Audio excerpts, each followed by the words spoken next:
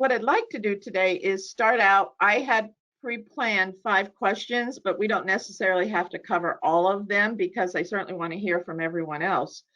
And one of the first questions I had for Pete, Jim, and Mark is, does doing more with less put a strain on a reporter's quality of work, their mental or physical well-being? Somebody want to take that question? Sure. I think it does. I think you know you have 8 hours to do your job in a day, and when they give you more work to do, obviously there's more of a strain on you to get that work finished, and there has to be more of a strain on your physical and mental well-being because you want to complete your assignments.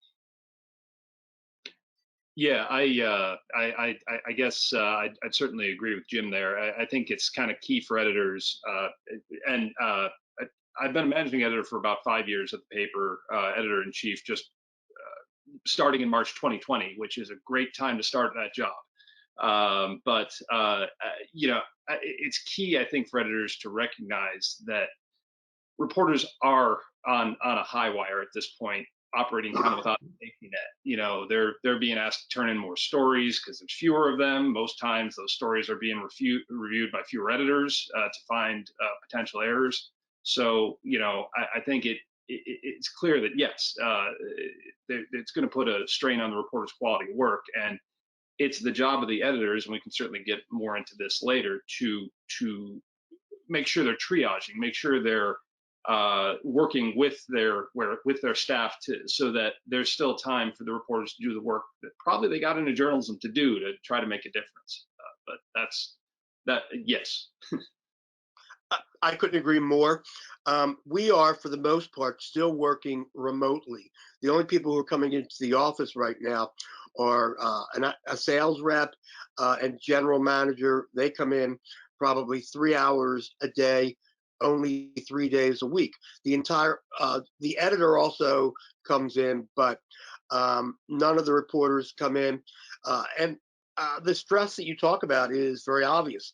One of the things that we all lose is being able to talk to someone else in the office about the situations that might occur in a story, or the appreciation and knowledge of having done a similar story. This week's PGM, we've been covering a story for several years about the mysterious death of a trans woman here in the Philadelphia area. And the police department and the district attorney's office hasn't been very helpful. So this week we made the decision to subpoena the district attorney, Mr. Krasner, to court to answer why they won't give us papers we're asking for, which we already had a court order for. That decision had to be debated between the 2 lawyers we had for the case, plus the reporter, plus the editor. And doing that remotely was quite a challenge, just to say the least. Yes, he has been subpoenaed, and in this copy of today's paper, we have obviously a graphic of the subpoena. But the discussion probably took twice or 3 times as long to make that decision. Any other questions regarding this? I have one for Pete and the rest of the panel. How do you identify the staff that are suffering from stress? What support can editors offer in dealing with stress?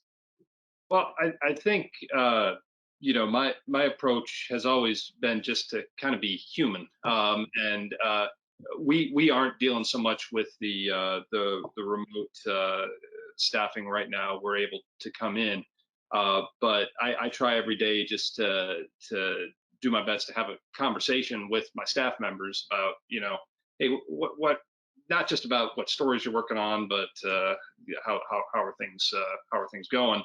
But I mean, the important part to me too, in I guess the more functional part, is what one of my reporters calls doing triage. Basically, sometimes they hear from their sources all the time. You know, hey, you really should be covering this, or you really should be covering this, or why aren't you covering this? Well, you know, you're supposed to be a reporter. Well, it's the job of the editor, I think, to take that stress off their shoulders and just say, look, you're one person. Here's what you can work on today. And maybe you can get that right to know request out to you know, the township you're covering, and 30 days from now you'll get a response, and then you can work a little more on it. But in between then, you know, you can make some progress on that. But so basically, just having trying to keep in communication with them, spending 5 minutes with them, you know, at the beginning of the day, really, I think, sets a good kind of sets the table for the rest of the day. And hopefully you're taking some of the stress off of them, and just, you know, letting them know, look, I know you got a lot out there you could work on, but here's today's menu. So that's, I don't know if that really answers the question, but that's how I try to work with my staff. For all of you, do journalists and editors who remain get paid more for the extra work, or should they? Has that question been brought up? No, they don't, and they should, but they don't, because the advertising revenue isn't what it was before, and that's why, you know, for instance, I retired at a time when, you know, I wasn't replaced, and I've been talking to some of my, you know, former colleagues, and they've taken my workload and divided it up, and they have a big workload now, each of them, in my absence, and they're not getting paid anymore, and it's all a result of the advertising revenue being less than it was, and there's a smaller news hole as a result. The papers have shrunk. You know, if you watch television, old Perry Mason reruns, the newspapers are this wide. Now they're like this because, you know, once upon a time there was ABC, CBS, NBC, and the Associated Press. When I started in this business in the late 70s, you had UPI, which AP, you know, kind of assimilated. So there were really 4 news sources. Now there's 20, 25, 30 with the internet and with cable, and they have to divide the same advertising pie. And obviously now newspapers aren't as dominant as they were, and, you know, people don't advertise in newspapers as much as they did anymore, because now there's social media they can advertise on for nothing, and that's a big problem. And that's why there's not as many advertisements in newspapers, not as much income, not as much of a news hole, and there's less staff, but we still have to get the news in the paper, at least the essential news. And, you know, something's going to suffer, something's going to, you know, not be covered, unfortunately. Absolutely, you're 100% correct, Jim. But jumping off of what you said, all of us who have been in the newspaper business went through that technological crunch back in the 90s, possibly late 90s, early 2000s, where all of a sudden the newspaper just wasn't enough. Everyone in the newsroom had to learn how to either put it online or get it on social media. It was a whole technological explosion, and there were a lot of reporters and editors that just didn't understand it or didn't know how to handle it.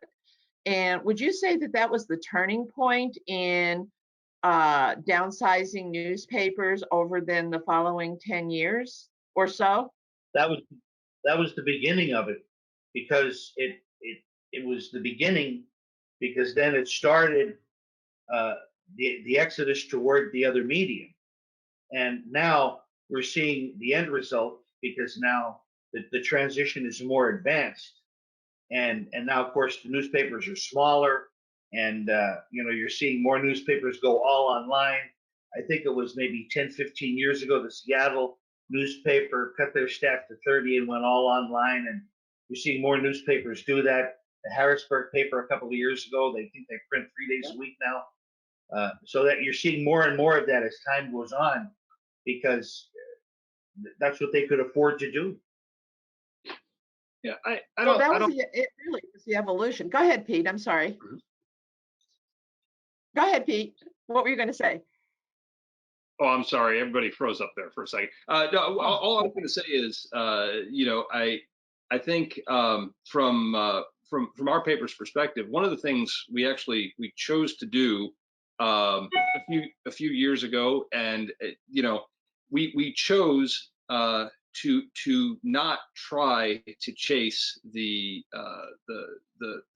latest fads for online or whatever. We recognize that what we do well is that we put out a dose of local news every day in the morning, and people read it, and that's what our advertisers are looking for. And because our resources have shrunk, we focus what we had left at what we're doing well. And certainly it's not a cure-all.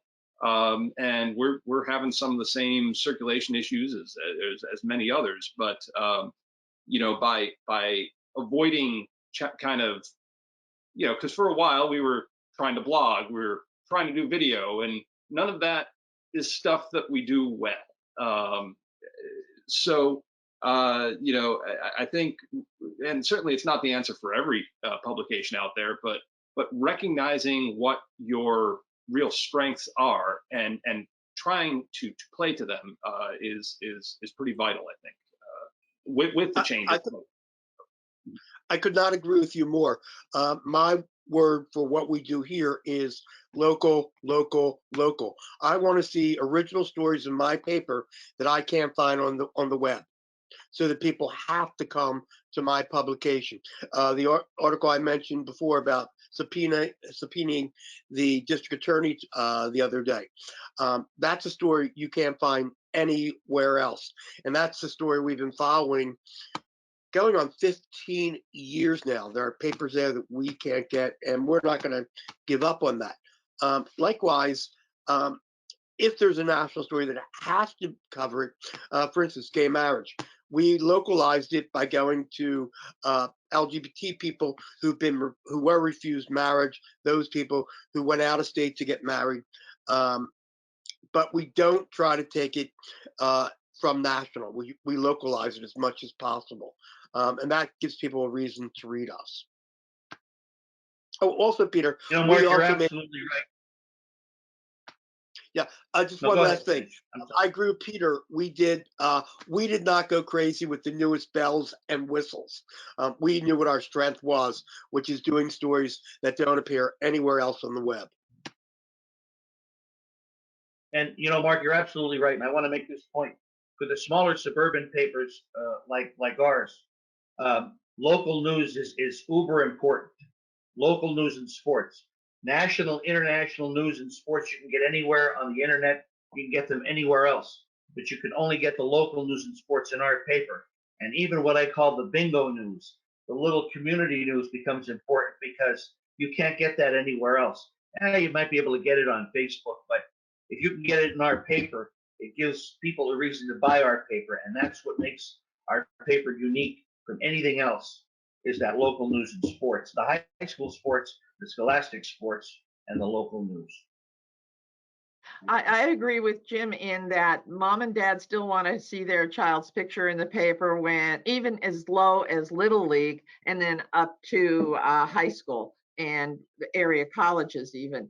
But I'm wondering if, because of the downsizing in media, has the amount of community news decreased along with the staff? And I agree with Mark in that you stay focused with local because you can get everything else online now. But in a newspaper, if I'm buying a newspaper, I want a little bit of everything, but I also buy it because I want to read what's going on in my own area. So have you had a challenge with getting more local, or at least a continuation of the kind of local you've covered, with the problem of downsizing your staff? We have to become creative with things like pictures. Like, sometimes we can't send a photographer out. Maybe we don't have one available. So we have people send pictures in, or we have our reporters now. Everybody has a phone in their pocket that has a camera in it, and we have the reporters take pictures. Or like I said, it's more convenient for people to take pictures and send them in and send information. And we have to be a little bit creative about how we gather the news. But as long as we can get it and put it in the paper, that's all that counts. Yeah, I just basically would be repeating some of what Jim said. We've made efforts on our website to make it as easy as possible for people to send in news to us, because the real answer is, back in 2000 we had 10 reporters. Now we have 5. So we're not making as many town meetings or as many just community events. So one of the keys, I saw someone in the chat mention recognizing our limitations just as important as recognizing our strengths, and I think that is important. An editor or a reporter on their beat, I'm asking them to constantly be in touch with township secretaries, be in touch with the secretary at the school who knows when everything's going on, to tell them, look, we do care about your news. We might not be able to get there, but we want to put it in our paper, and have them be conduits. The biggest thing about that, though, is when people submit their stuff, you got to make sure to run it, because we've run into a few instances where people have sent in 10, 12 pictures, and well, either they've been sending it to the wrong place, or somehow it got sidelined, and they call back and say, I thought you wanted my stuff, and so. I guess trying to be a conduit is important. Also, trying to have a different angle on a story to compel readers to react to a news story. For instance, this week, Governor Wolf and a bunch of state reps, all Democrats for the most part, had a news conference and announced they were reintroducing the Fairness Act. Well, if you know anything about Harrisburg, so our activists here were like, yay, great, great, great. The bill's going to go nowhere. It's dead on arrival. So we have an editorial which tries to explain that, and explains that with something we're seeing a lot more, which we call keyboard activist, and the wokeness. It's like, rather than be on a keyboard, why don't you get out there and do an action of some sort, and asking for more activism by the community. So that's one way we keep people involved in what we're doing.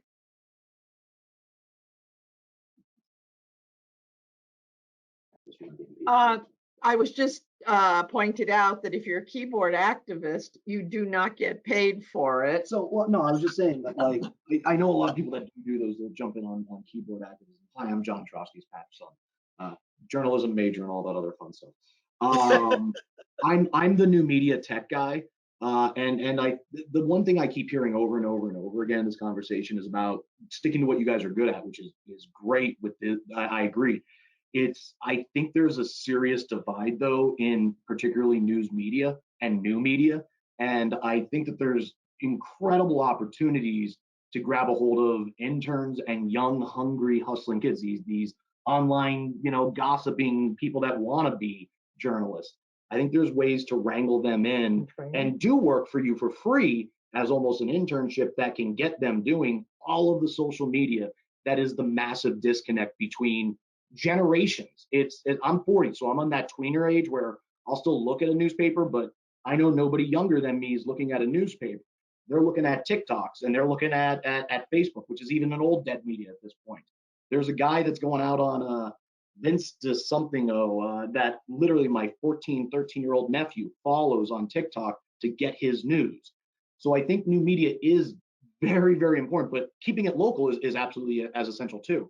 I think there's just an opportunity to grab a hold of young, hungry people who are interested and passionate about journalism and use them properly. Now I'm going to fade out. Yes, you'll fade John, out. you're absolutely right.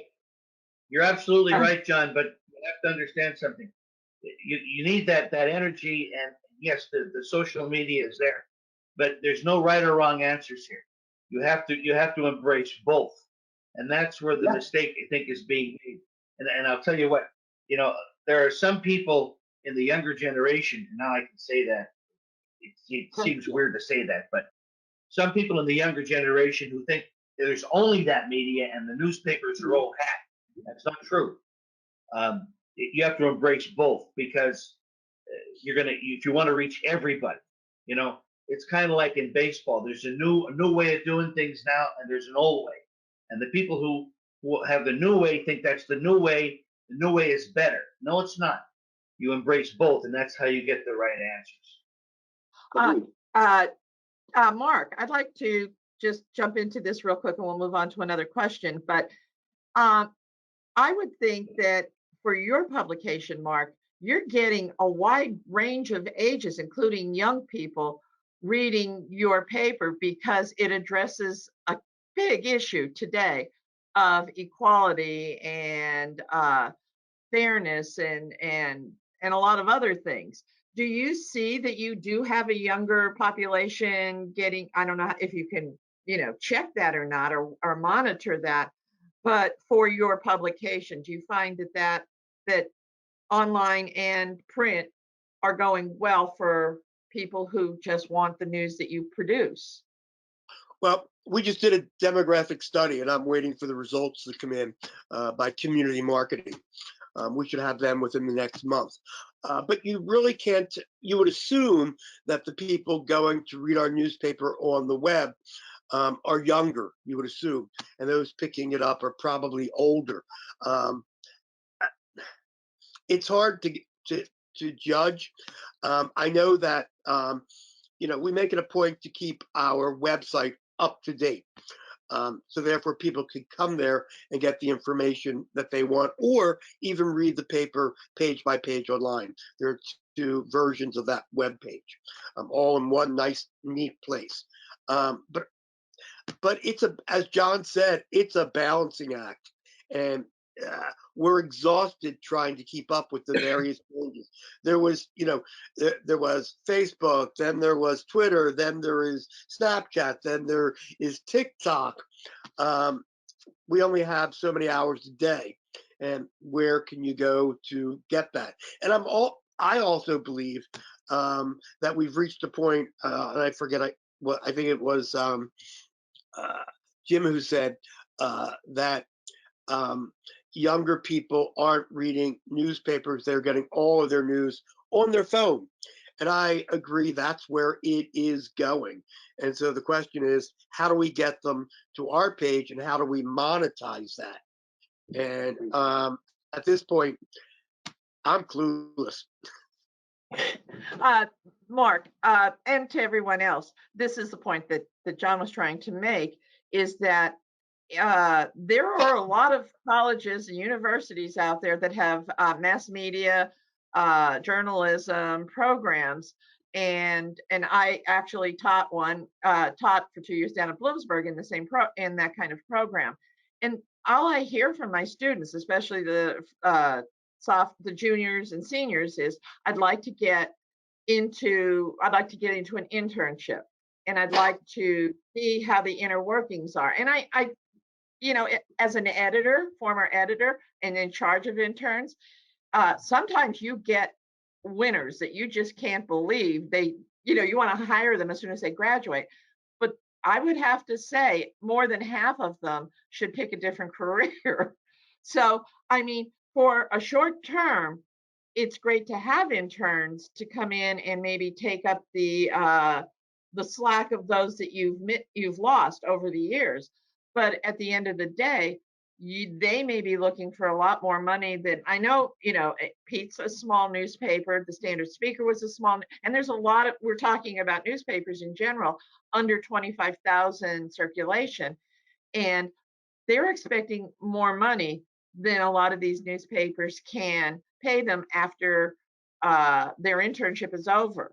So, I mean, teaching the reality of being in the media is one thing that I believe is a responsibility of instructors in schools, but there needs to be a communication, I think, between the departments at these different schools and the quality of interns that they send, so that it can be a learning experience, not only for somebody like Pete, who says, this is how a newspaper is run, or Mark says, this is how we do things here.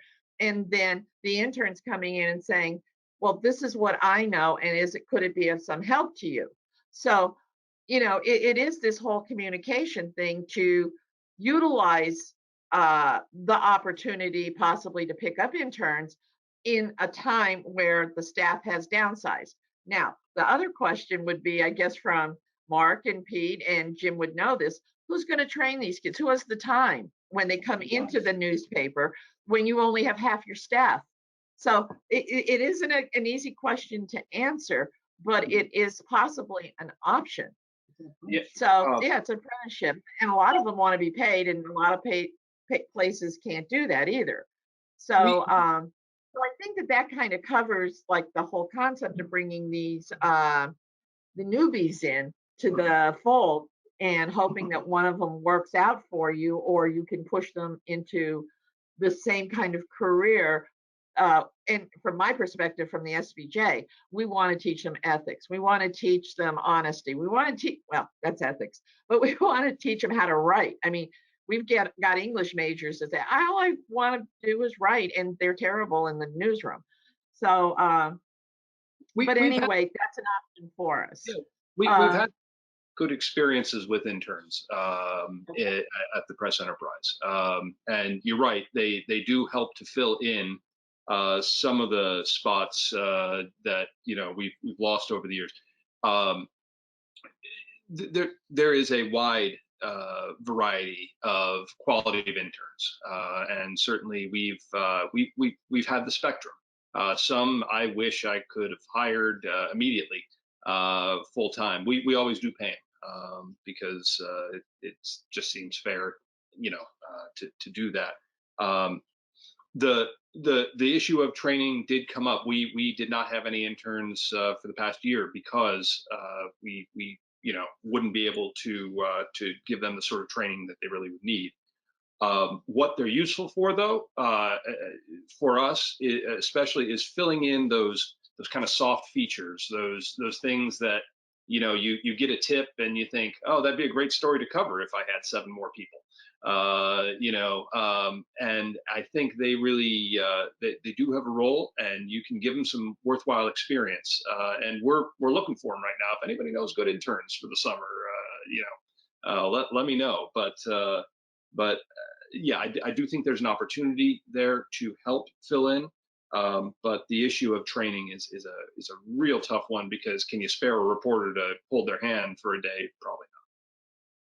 I got out of the newspaper business in 2009, where they were just starting to cut. So prior to that, when I was dealing with because as soon as an intern walked in, they gave them to me. And so I had the time to work with them or pair them up with either an editor, a photographer, a journalist, to go out in the field to see what it's like, and to sit and watch everything. But I don't think that is an easy task to do today, given the size of the staff and the amount of work that they have to do. Which bounces me into my next question. Has the amount of community news decreased due to the lack of staff? And Pete, I think you mentioned how you handled that as far as having people email their information into you, but it still comes down to, do you have the staff to go through all of that at all times? Yeah, I mean, so yes, it does come down to that. But I think your reporters kind of have to think of themselves in a different light sometimes. So basically, if our amount of community news, we're not going to make it probably to when I started here, we covered this little town called Benton up in northern Columbia County. Probably 200 people lived there, and we were at every borough council meeting, their planning commission. We covered them soup to nuts. We're just not going to ever get back there. But the reporter that we have that covers that region of the county, can he spend 10 minutes calling the borough secretary on a Monday and saying, hey, what's new?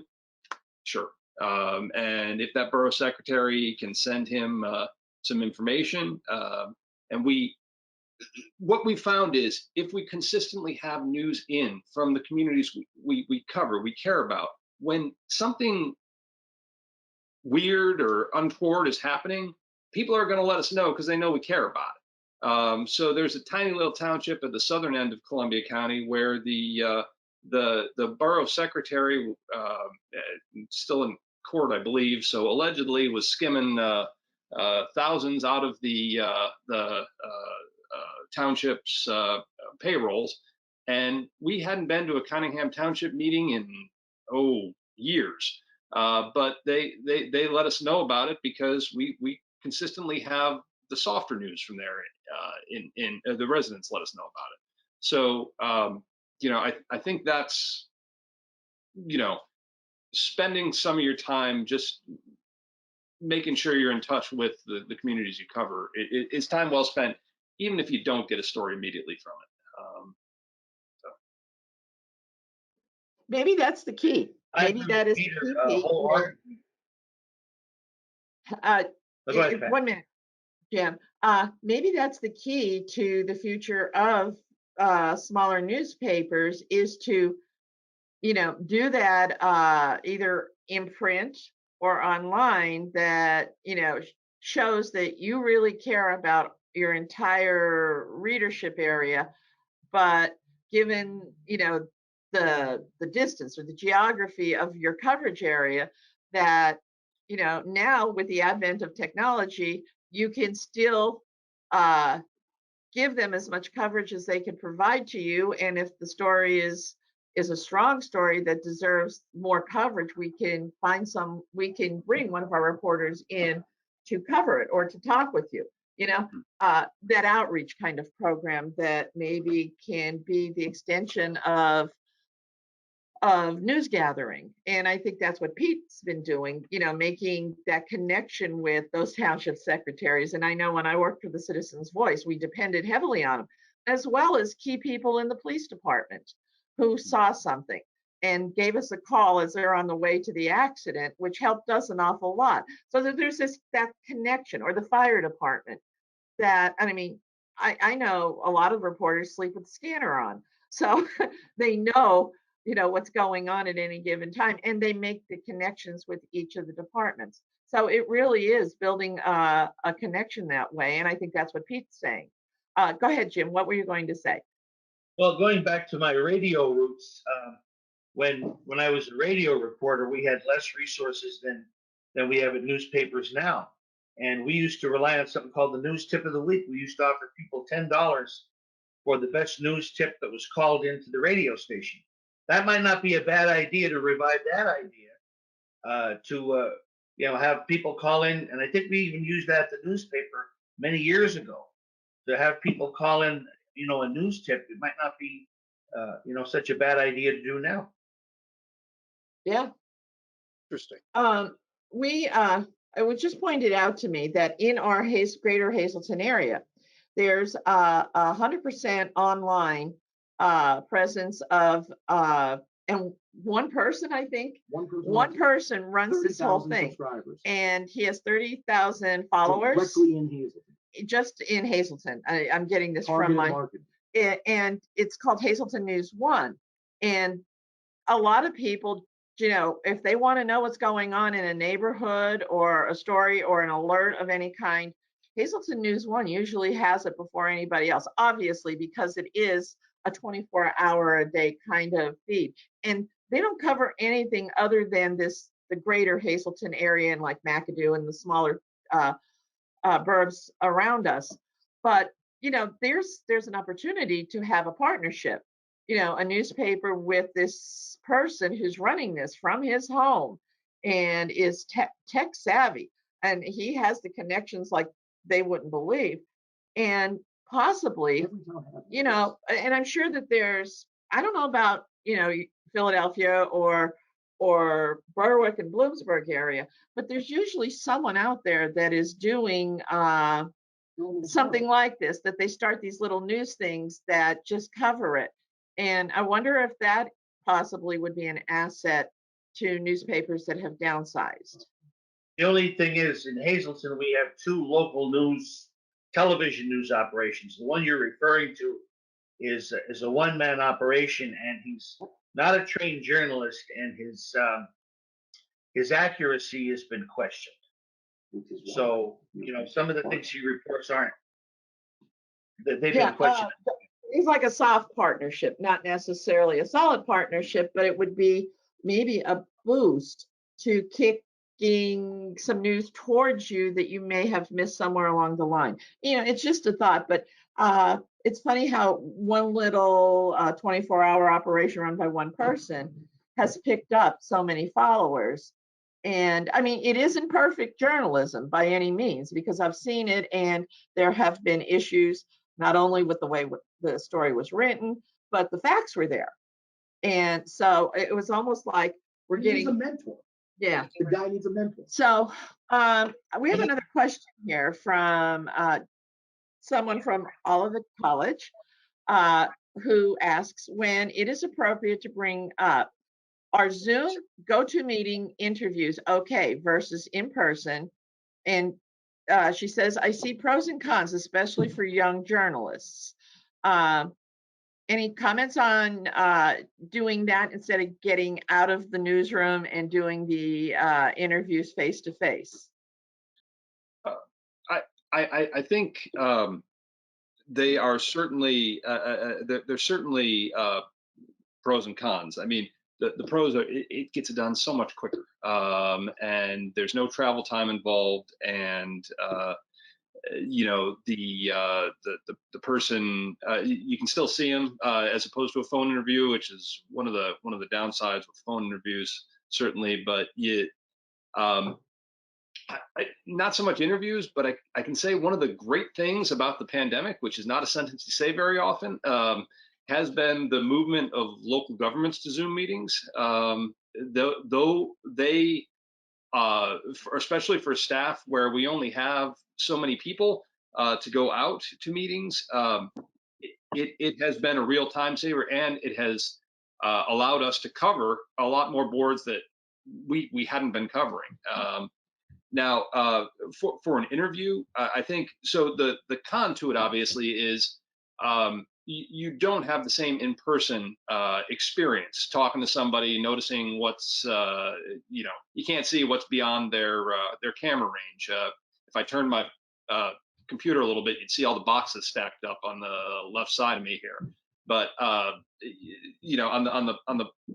the plus side, it is a lot more efficient, and we have had more success with getting small details, more personal interaction with a Zoom call in interviews than you traditionally would get with a phone call. So they're good if you can't do an in-person interview. Have you run into technology problems though, Pete? Not from your side, but from the side of maybe some of the, and I don't mean to offend anyone because I'm in that category too. Some of the older council people or some of the older politicians who just, aren't to them like Zoom and GoToMeetings, although I believe pandemic has changed a lot of that, seem to be awkward with using it. Well, so the whole drop a mic in the middle of a council room and expect everyone to share it, that was the form of meetings for quite some time at some of the smaller municipalities. That does not work well. But in talking with the municipalities, we cleared that up. But yeah, I mean, obviously not everyone is. Your local fire chief is probably not going to sign in to Zoom to talk to you rather than just talk to you on the phone. But certainly in some of the more, whether it be a feature or personality profile, I think they can work pretty well. I don't want to speak for the whole panel, obviously. I don't. Well, Pete is right about the dropping a mic in the middle of the room. I had some experiences with some council meetings where they were actually having reception problems, and they were cutting in and out, and you couldn't hear them, and it got so bad. It was this one particular meeting. I actually went to the meeting in person because I couldn't hear or see enough to know what was going on.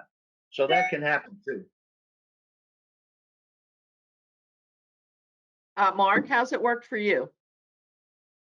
I'm sorry, I was just posting some stuff on our social media.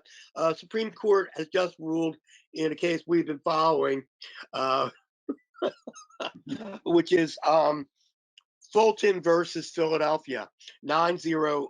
This is a LGBT case, but it's also a religious freedom case. But the Supreme Court ruled it's a First Amendment case. Which is the way they got around it. And it was a 9-0 ruling, which was surprising to us, or to me at the moment. So I was just posting that. So I'm sorry I missed the question.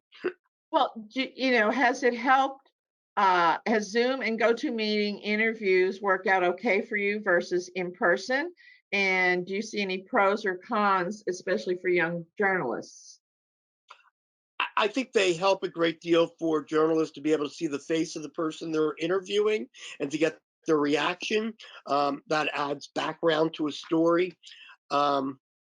Zoom meetings, I'm just totally tired of them. Uh,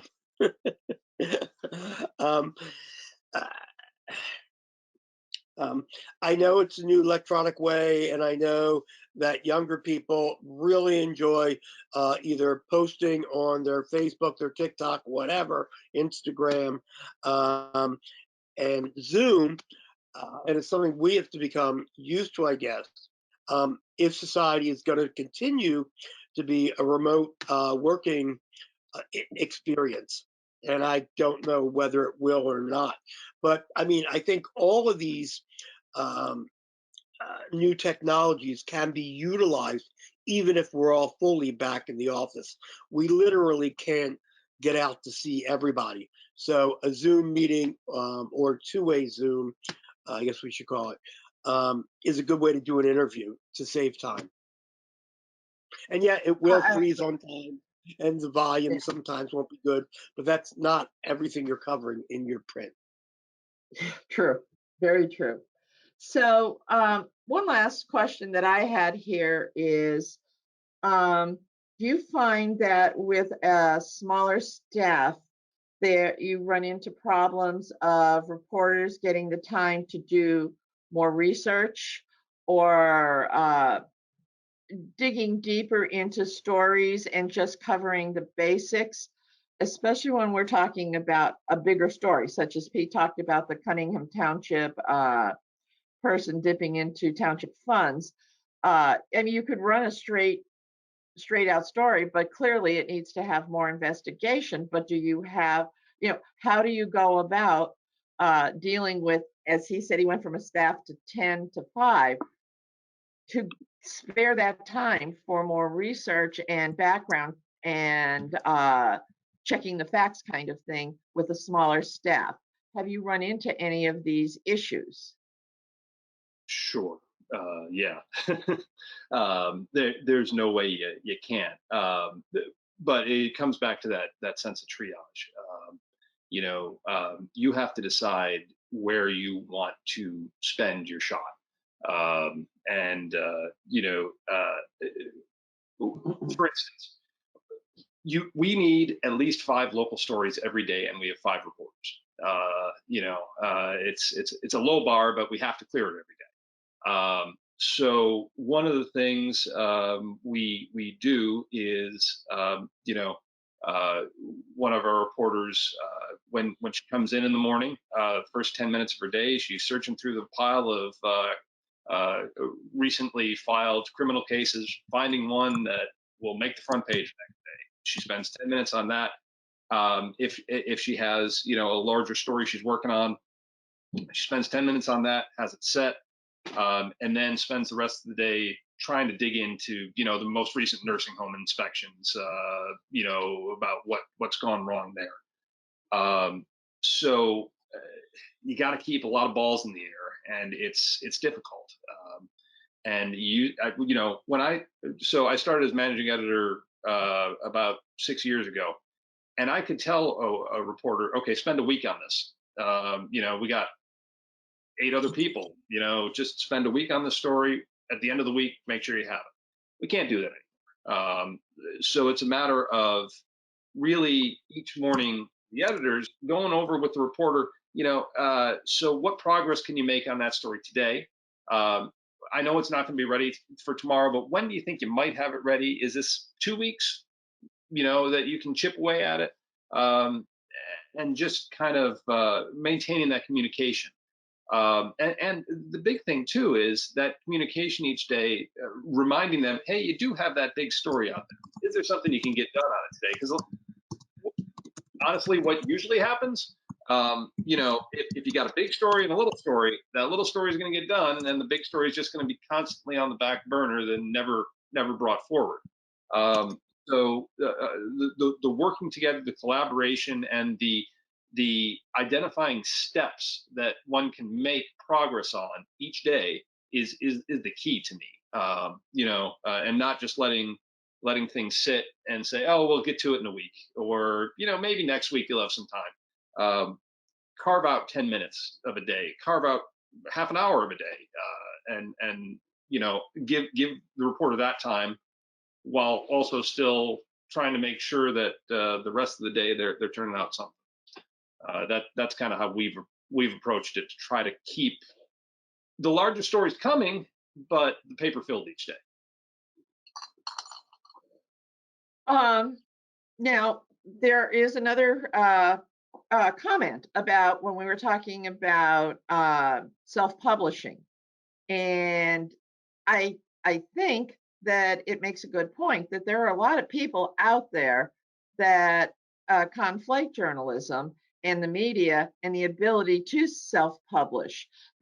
And I've heard this, from students, like, the paper is a waste of time, waste of money, environmentally pollutant, but that anybody could be a journalist, anyone could self-publish. And in a scary way, that's, I think, what kind of created a lot of the turmoil maybe over the last 8 years. And so what are your opinions on self-publishing and how it has affected possibly your publications? I think our job is to make clear the difference between self-publication and what we do. When the how to say it, I guess when there are the things on Facebook or on Twitter or wherever, we're the ones checking them out. We're the ones verifying what really happened. Now, honestly, as far as self-publication goes, I see that as our tip sheet most days. Stuff running wild on social media. That's someplace we should be looking. But I think the key is that you differentiate yourself between you differentiate your product from the self-publication that's out there by the quality of it, the reliability of it. Now, our readers will tell you we are not consistently, not as reliable as every day as they wish we were. We have corrections, but the batting average, I think, for us is much better than self-publication, and it's our job to make that clear. We find we find that for us, looking for that story that's going on in the community that's being self-published, or where we see it more than anything else still to this day, is Facebook. Someone has a gripe with someone in the community or how community organization is going. Those keyboard activists will spew up a lot of hate, and then you'll get lots of comments. But we've noticed a lot of times, we've had a recent dispute over an organization here in Philadelphia, and someone said they should be boycotted, and there were 60 responses. And when we looked at those 60 responses, we discovered it basically was only 4 people constantly responding. And then so they've decided to do a demonstration against this organization, but we're not covering it at the moment because we believe it's only a small group of people, whereas by the organization has thousands. So the way we're going to cover it is to wait for the demonstration, go to the demonstration, cover that, ask those people who organized it, what this is all about. And then say if, gee, it was a huge success, this amount of people are against this organization, or only a few people showed up. Because we don't know, because again, a lot of those people in the chat are doing so anonymously. I think we have to do a better the- job of educating the public on the fact that self-publication is not professional journalism. The journalism that I do and that we do is our fact. We check our facts and we make sure that what we publish is correct. Self-publication is very random and very reckless, and that's what we have to make sure the public knows. For instance, the entity that Pat referenced, he doesn't check his facts, okay? And a lot of the people on Facebook, as Mark just said, they don't check it's opinions, and a lot of people express opinions, and a lot of people don't realize that all these splinter networks on cable and on satellites are, they have to delineate themselves from the other networks, so they have their own opinion. One network is liberal, one network is conservative. They're not all down the middle like ABC, CBS, and NBC were in the beginning. And that's what we have to educate the public about if they don't already know. That is exactly what a comment came in just now about that we as journalists know the difference, and the public has no idea what we do or how we do it and how thorough we have to be. Now, I mean, every one of us knows that on deadline, when there's a breaking story, we do the best we can to verify it, but we want to get it out there because at some point we were in a competitive market.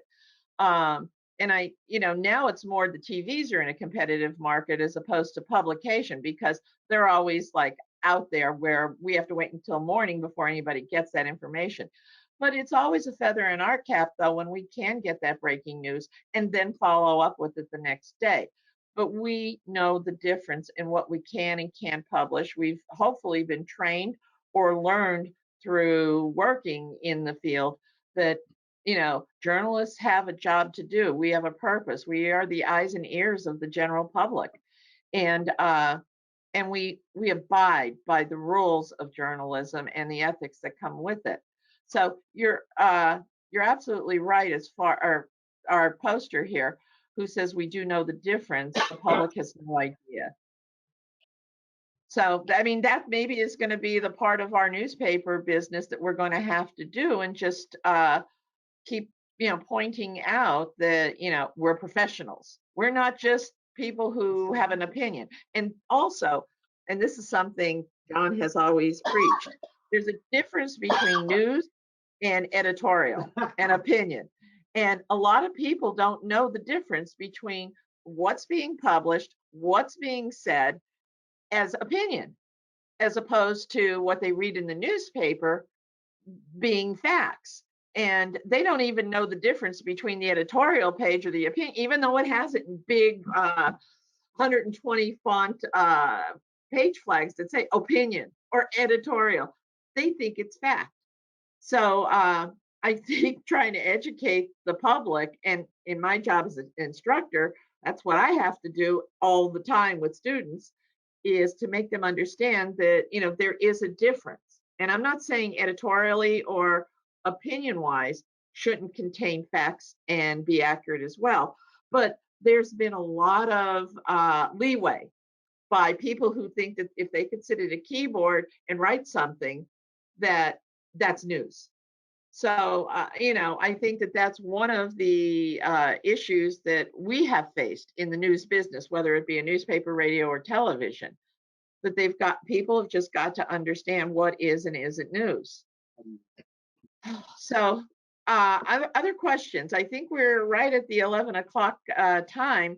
But does anyone have anything else to contribute on this topic of doing more with less? What is our future here? Where are we going with all of this? Oh, silence. Mark? I Well, think I think it's, we're all waiting to figure out where we're going from on this. There is a lot going towards new media. And the question is, can we survive with new media taking away readers, taking away advertising, or can we find a way to embrace new media and get the populace to accept our new media rather than the Facebook? I mean, we have Facebook pages, we have every kind of page you could possibly imagine. The point being is, as I see it, the Gen Z just wants to be involved in their tribalism of whatever their issue is and spewing whatever hate they have or hate speech on their sites. Again, and there's also the wokeism, which is driving me absolutely crazy. So anybody who's been around for 20 or 30 or even 10 years, the younger generation doesn't trust anymore or believes that they should be replaced because they don't fit into the politically correctness of today. At least that's what we're dealing with. Again, I mentioned earlier about the organization. Well, that people wanted to boycott. They wanted to boycott it because they thought that they had posted something that was historically inaccurate. And the point was so minute. It amazed me. And I know that specifically because I was part of that historic event. But I watched this debate, and they basically were debating over such a minute point. It got excruciating. Oh, and the other point is, I did not get involved in that conversation because I've learned you can't correct people on historical facts when they have their own opinions. Absolutely. So just from a daily perspective, I think that the future of doing more with less, I think what a large part is reaching out into the community, finding people, even if they're not full-time journalists, willing to get out into the community and get you information about what's going on. I think we'll and using your reporters to cover larger stories, but whether it's a network of stringers, whether it's just contacts out in the community, as your staff shrinks, using them for the most important things you do. Our sports section right now, for instance, has 2 editors, and the rest of our coverage is all done with stringers. And it's because there's not the overhead, we're able to do as much coverage of local sports as we have been before. But we've also identified the most important part of that is the photographs we take of the local kids. So we still have the full-time photographers. So just making constant choices on what your priorities are as your resources shrink is the biggest thing I see. Peter's absolutely correct. Staying local, but also getting as many quotes from local people into your paper, as many photos as you can. People like nothing more than to open a newspaper and see a picture of themselves or of their friend, of their family, or of their coworker. We have a piece in our paper called Community Profiles. And every single week we do a profile of somebody else in the community. And they get their picture in there and whatever. My former boss, the late Ray Saul, used to run a column. It was a sports column, and then when he was the managing editor, it was a news column. And he said his column was one of the most widely read things in the paper because he put people's names in them. And he used to put their names in capital letters. So you're absolutely right, Mark.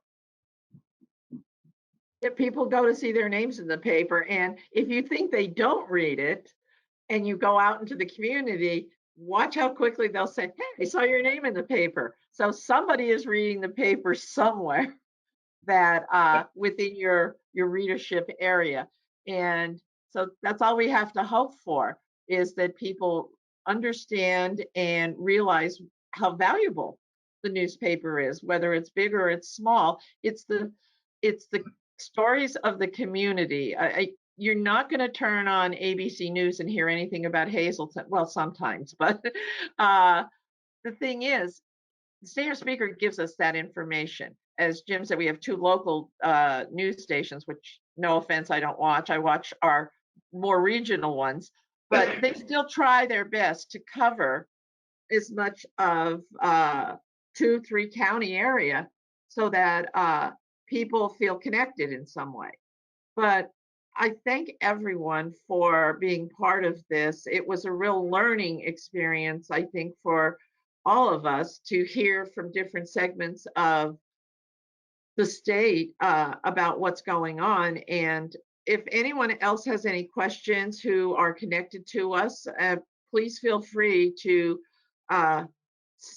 post them, or, I'd be happy to answer them offline, as well as I think our contributors here today would, if it's necessary to respond. We hear, thanks all. Wonderful to hear and see you, and see that professionalism and grit of good journalism continues, which we appreciate. Thank you. And we've got a lot of thank yous here. So again, I extend my thanks for Mark, Jim, and Pete for contributing to this conversation. And I hope it continues after this session is over, and that you all get to know each other a little bit better and be able to help each other somewhere down the line. Well, thank you, Pat, So for leading Matt, do today's you have call. some exit comments? You've covered a lot of them. We did have one question that came up, though, asking about using other sources like Spotlight PA or partnerships with other press organizations to fill content, and just looking at the groups, other papers to look to, or other professional sources that you can tap into. Yeah, I certainly, we about a year or 2 ago, or well, I guess it was 2 or 3 years ago now, we attempted to try to start up kind of a sharing service with a few other newspapers that lasted a few months and kind of died off. I know the AP is trying to start up one in Pennsylvania now called Story Share that will allow different newspapers to share content. That will, I think that has a real chance of providing some additional filler stuff. And especially on our sports side, our sports staff has been great working with the Williamsport paper and other papers in our area, because again, we don't have the staff we once had, and trying to cover some of the far-flung games. They have really been able to forge some relationships where their photographer will cover a game for us, we'll cover a game for them, that kind of thing. So it is kind of vital to start looking at those ways that you can share content while still retaining your own individuality, I think, and hopefully the AP thing works out for those who are members. I know that in recent years, there's been a consolidation of newspapers in our Lackawanna, Luzerne, and Schuylkill counties, with the Time Shamrock people, buying up the Speaker, the Pottsville Republican, the Citizens Voice. And one of their main concepts, and the Citizens Voice was one of the first that I recall being picked up by them, is to share the local news, so that if you had something that is of interest to everyone happen in Lackawanna County, we could count on. So it was like a shared staff, shared coverage of a bigger area, but still maintaining our local coverage. And Jim obviously has had experience with that as well, since he was from the Standard Speaker. So, although maybe the whole concept of merging newspapers like that is a financial situation more than a news situation, It also benefits the readers when, you know, it's not just Hazleton or it's not just Wilkes-Barre or Pottsville, but it's a greater regional situation as opposed to just an isolated city or town. Do you agree, Jim? Yes, you know, when Time Shamrock took over in 2007, gradually they merged a lot of the operations. For instance, the press, the papers printed in one. All the newspapers are printed in one place now, and they took what we call the back shop, where they assemble the paper and they introduced pagination, and you know, they reduced the staff and they streamlined it. And you know, had we been a freestanding paper, we wouldn't have been able to do that. So the merger actually, you know, gave them the ability to do that, and you know, gave us the opportunity to move forward with a smaller staff, because they were able to centralize things among the four papers. Exactly, and I think that was one of the assurances when they took over the Citizens' Voice, that we would still be the Citizens' Voice and that we would still cover the news the way we covered the news, except now they could take care of the other operations within a newspaper, that they could condense them, thus saving money in one way and maintaining our salaries along the way. So it's a good thing for a lot of smaller newspapers to be in that position. And I think that the ability to maintain our identity within a community has helped along the way as well. But it never stopped the situation where people started or added to readership.